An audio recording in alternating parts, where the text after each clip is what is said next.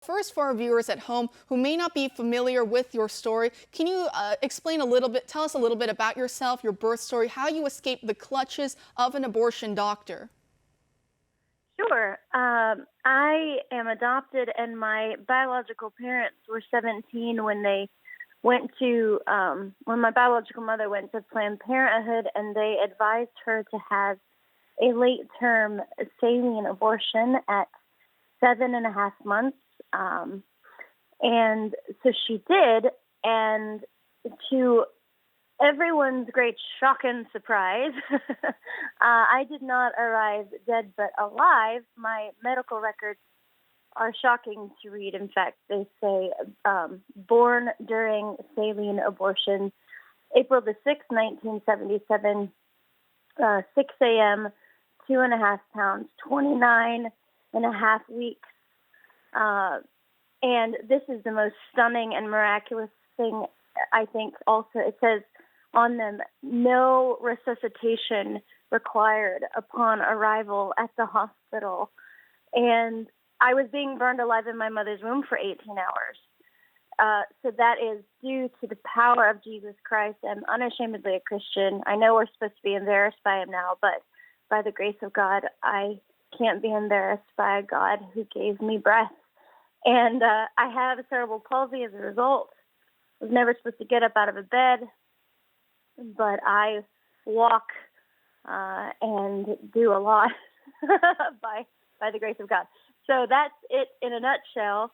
And the only reason that I am here is because, obviously, apart from the grace of God, is because the abortionist wasn't at work at 6 o'clock in the morning yet. Had he been there, he would have ended my life with strangulation, suffocation, or leaving me there to die, which is what we do to children who survive abortions in this country.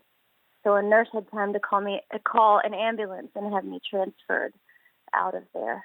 And I am so grateful for that. So I weighed 2.5 pounds, and they didn't expect me to live, but then I just kept living because I don't die easy. I love your story because it really humanizes the situation, because far too often we act like the child in the womb, the fetus, which is Latin for little child, we act like they're like a tumor, like they're a growth, they're just a clump of cells. You'll hear Planned Parenthood staffers call it, when these are real human beings such as yourself, other women such as Melissa Oden, who was also a woman who was born alive after an abortion attempt.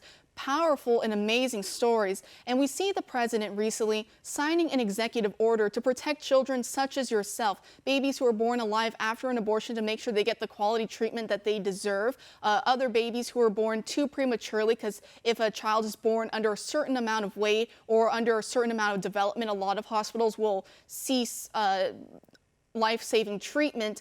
How do you feel? What does it mean to you, the president, when he signed this executive order? Oh my gosh, he's my hero. He's gonna love me. I'm gonna meet him, and he's gonna adore me. I don't know when, but he's gonna. And the thing is, he is the most pro-life president we have ever had in action. I mean, we've had a lot of people say a lot of things, but this man is a defender of innocence, and really, I mean, it isn't just the saving of one life. If you think about it, with every life spared from abortion, generations are spared.